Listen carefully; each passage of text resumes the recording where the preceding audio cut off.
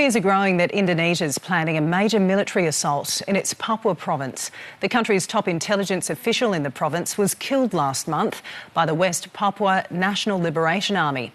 There have been a spate of recent killings on both sides. West Papuans have defended their actions, saying they were eliminating spies posing as civilians.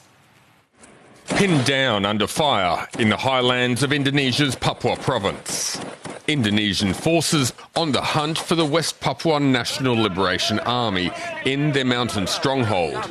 The latest clashes sparked after the NLA fighters killed 2 teachers and burnt down their school in April.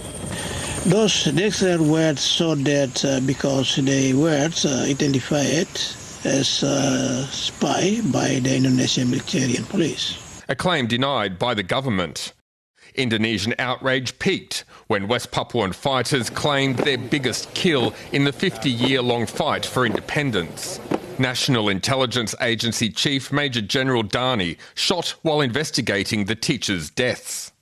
The emboldened West Papua military wing told SBS they will continue to kill Indonesian civilians suspected of being soldiers or spies. We do this as part of limiting the Indonesian intelligence activities in our territory.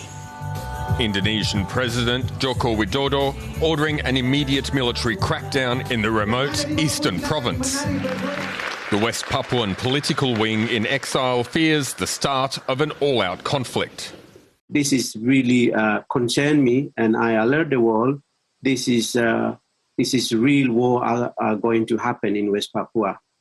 After decades of military lockdown with no international observers or media allowed access, recent reports of dozens of casualties, both civilian and combatant, are impossible to independently verify. Jokowi, let's sit down and talk, find a solution, peacefully solution. Jokowi, sit down with me. That seems unlikely. With claims of helicopter gunships being deployed, this unverified video posted on a military social media account. Indonesia is now prescribing the ragtag West Papuan fighters as an international terrorist organisation. Moving towards a counterterrorism framework will trigger more violence, more escalating situation in Papua with more killings taking place. And all the perpetrators can escape in a full impunity.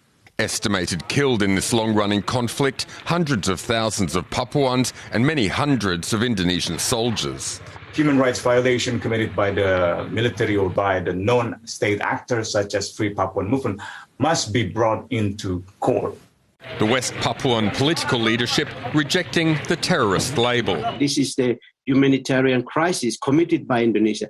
They are terrorists. Indonesia is terrorist. Australia has previously voiced concerns over human rights violations, but continues training the Indonesian military. Australia, this is happening in front of your door. 500 kilometres from north of Queensland. A brutal conflict continuing to unfold and largely ignored by the outside world. Stefan Armbruster, SBS World News.